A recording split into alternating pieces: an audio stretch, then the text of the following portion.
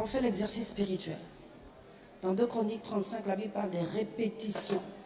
Les Lévites qui répétaient et répétaient et répétaient. Ce ne sont pas les hommes qui ont inventé les répétitions. Donc les Lévites, ils passaient des heures et des heures à répéter. Pendant qu'ils répétaient, ils s'exerçaient à voir les cieux ouverts. Et nous allons partir sur la base d'un son. Un son que le Seigneur m'a inspiré il y a peut-être 6, 7 ans. Porte et levez vos linteaux, que le roi de gloire fasse son entrée. On lit les textes et on imagine les écluses des cieux qui s'ouvrent. Le prophète nous a parlé hier d'un rendez-vous divin ce matin et il parle de l'apothéose. On ne sait pas ce que lui il a vu, mais nous on va aller ouvrir les cieux pour voir ce que lui il a vu. Ok?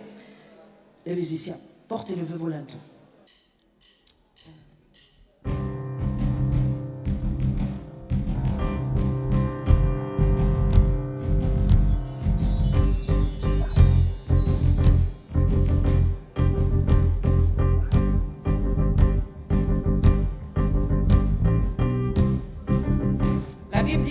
Élevez vos linteaux, élevez vos portes éternelles, que le roi de gloire fasse son entrée. Que le roi de gloire fasse son entrée dans cette conférence. Depuis 3 jours, nous expérimentons des choses extraordinaires, mais le Dieu que nous servons veut aller au-delà. Et le prophète nous a parlé d'apothéose. Qu'est-ce qu'il a vu dans les cieux? Nous voulons ouvrir les cieux ce matin. Jésus marchait au milieu du peuple et il y a Jairus qui vient vers lui. La Bible déclare, à son retour, Jésus fut reçu par la foule car tous l'attendaient. Et voici, il vint un homme nommé Jairus qui était chef de la synagogue. Il se jeta à ses pieds et le supplia d'entrer dans sa maison. Parce qu'il avait une fille unique d'environ 12 ans qui se mourait. Pendant que Jésus y allait, il était pressé par la foule. Pendant que Jésus se rend chez Jairus, il est pressé par la foule. Dans cette foule, il y a des besoins. Dans cette foule, il y a des familles. Dans cette foule, il y a le Sanhédrin qui est présent. Il y a des religieux aussi qui sont là et qui veulent comprendre ce que Jésus est en train de faire sur la terre. Est-ce que c'est réellement le Messie? On ne le sait pas. La Bible déclare au verset suivant, « Or, il y avait une femme atteinte d'une perte de sang depuis 12 ans et qui avait dépensé tout son argent pour les médecins, sans qu'aucun n'ait pu la guérir. Elle s'approcha par derrière et toucha le bord du vêtement de Jésus. Au même instant, la perte de sang s'arrêta. » La Bible dit « Or ». La Bible nous fait comprendre que ce n'était pas prévu dans l'agenda du Seigneur. Il était concentré sur la fille de Jairus. Et la Bible nous enseigne que Jairus avait une fille unique. Lorsque nous nous approchons du Seigneur devant le trône de la grâce pour être secourus, devant ce trône, il y en a qui sont là pour leurs enfants uniques. Il y en a qui sont présents pour une situation critique. Et lorsque nous adorons le Seigneur Jésus, nous sommes convaincus qu'il va faire des choses extraordinaires, mais nous ne sommes pas conscients de ce qui se passe dans la salle, parce qu'il y a des personnes qui ont jeûné, il y en a qui ont prié, il y en a qui ont supplié la grâce de Dieu, il y en a qui sont même venus de force, parce que pour certains ils sont mineurs, ils ne comprennent pas pourquoi leurs parents veulent qu'ils soient dans cette salle. Sauf que nous, lorsque nous adorons le Seigneur, nous voulons que le ciel s'ouvre sur ces différentes catégories de personnes. Et comme cette femme à la perte de sang qui n'était pas dans le programme du Seigneur Jésus, il y a des gens ce matin qui n'avaient pas prévu être là, mais qui sont là parce que le ciel est ouvert aussi en leur faveur. Et lorsque nous adorons Jésus, la Bible déclare qu'il est l'agneau immolé, celui-là qui a porté nos souffrances à la croix, celui-là qui nous a donné de recevoir le pardon de nos péchés, celui-là par qui nous pouvons être guéris, celui-là qui nous délivre de toute forme d'oppression, celui-là qui vient et qui déclare pendant un temps d'adoration que nous sommes restaurés. Comment est-ce possible que pendant un temps d'adoration, quelqu'un qui était chargé, fatigué, puisse retrouver ses forces? La Bible nous enseigne qu'il y a un langage qui est attaché aux instruments de musique.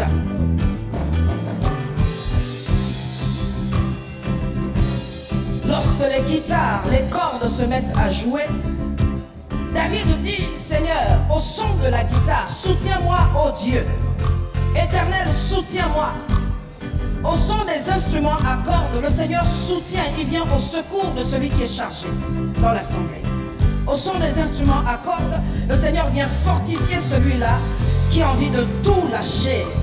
Alléluia!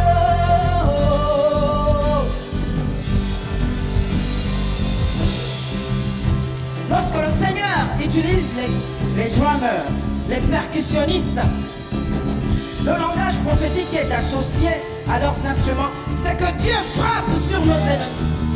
C'est pour cela que pour entendre le son d'une percussion, il faut qu'on frappe dessus.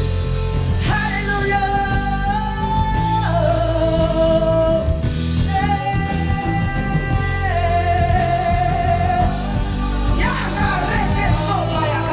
L'Éternel frappe sur nos ennemis ce matin.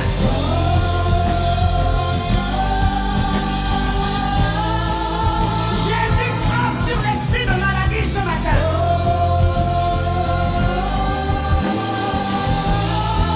La malédiction n'a aucun pouvoir sur nous à cause du sang de l'agneau. Il n'y a plus aucune condamnation pour ceux qui sont en Jésus. La Bible nous enseigne que tant que nous vivons, nul ne tiendra devant nous. Alléluia. Yanda de Boseta. Alléluia, Boseta. La, la, la,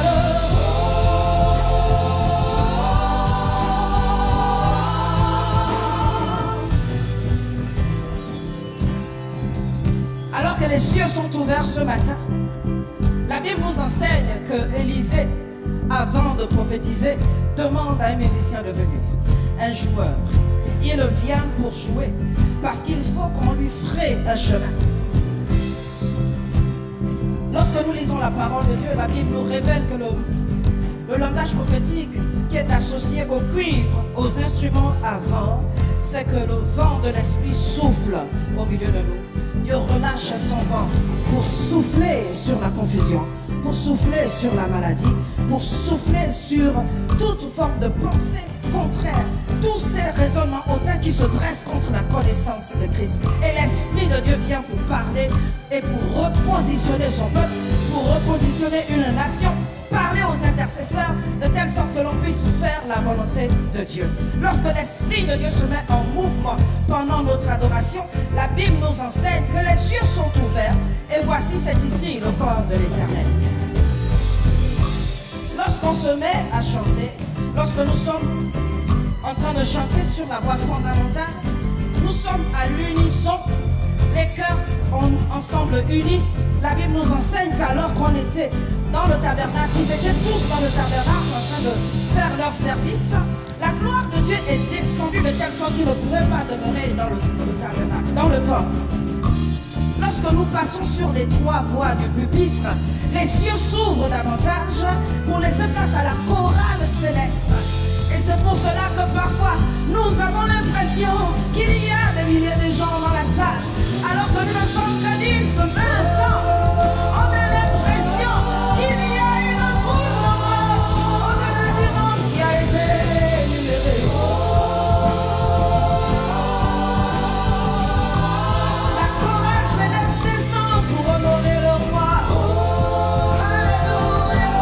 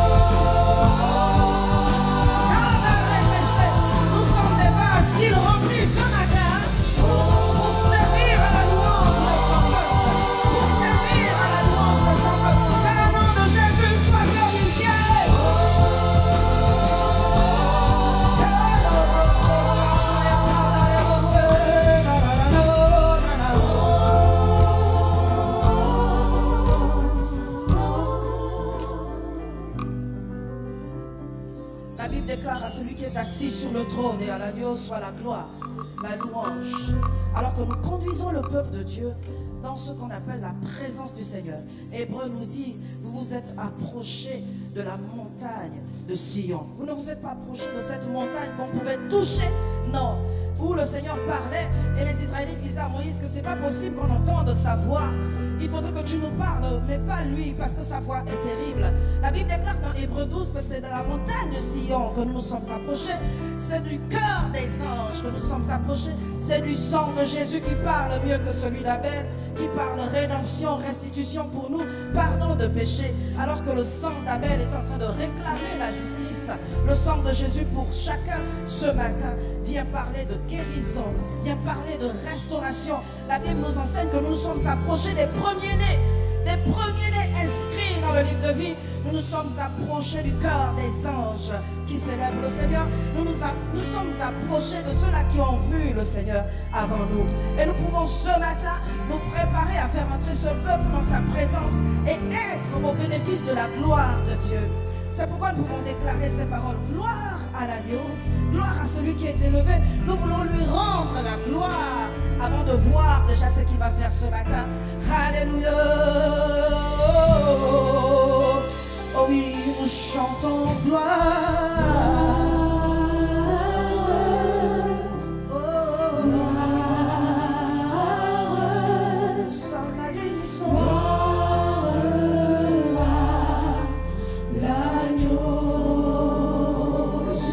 Soit sanctifié, que son nom soit relevé.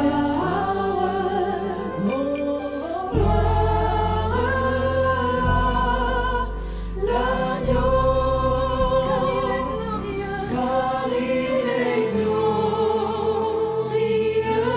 On imagine le ciel élevé, on imagine le ciel élevé, on imagine les anges, la chorale céleste en train de célébrer Dieu.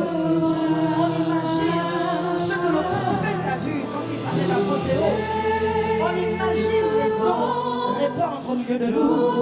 On imagine les guérisons dans la salle et on déclare gloire à toi, agneau. On ne vit plus la louange de la même manière. On ne vit plus ce temps de la même manière. Nous chantons gloire.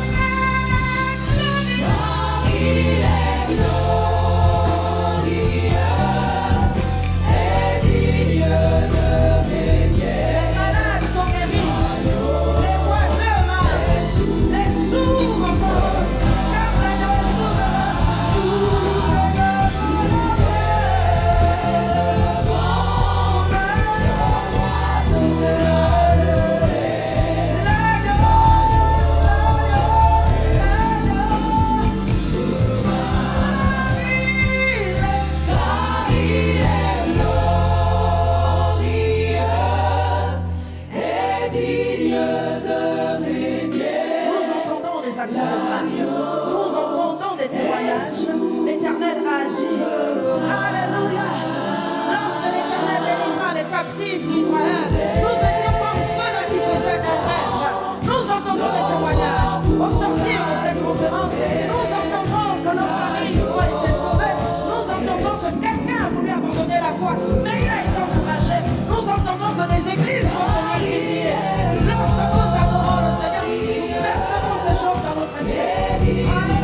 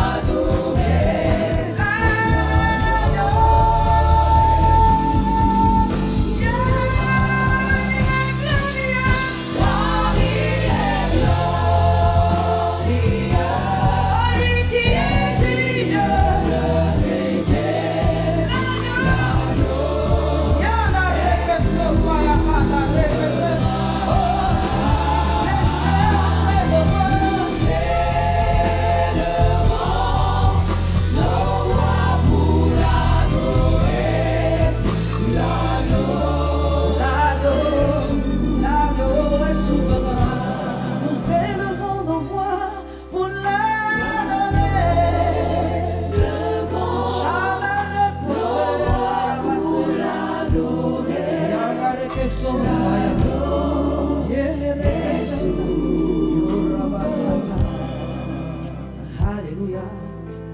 Il y a des moments comme ça, alors que nous adorons, alors que le service est long, alors que les prophètes n'arrêtent plus d'exercer le ministère, notre corps commence à ressentir de la chaleur, de la fraîcheur, parfois on ne sait plus trop. À un moment donné, on est fatigué, notre corps n'arrive pas à suivre. C'est là que nous élevons la voix en esprit, que l'on prie en langue, que nous élevons en esprit notre voix pour nous fortifier. Nous allons faire cet exercice spirituel, élever la voix en esprit pour prier maintenant. Élève ta voix en esprit, adore le Seigneur. La Bible déclare que lorsque nous chantons en esprit, nous rendons à Dieu d'excellentes actions de grâce. Rendons à Dieu d'excellentes actions de grâce.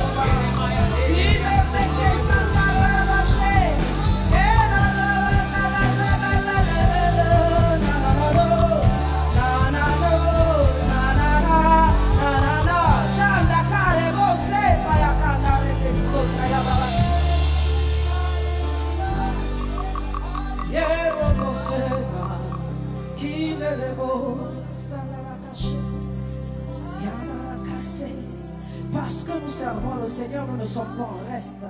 Alors que vous êtes en train de servir le Seigneur, Dieu vous visite.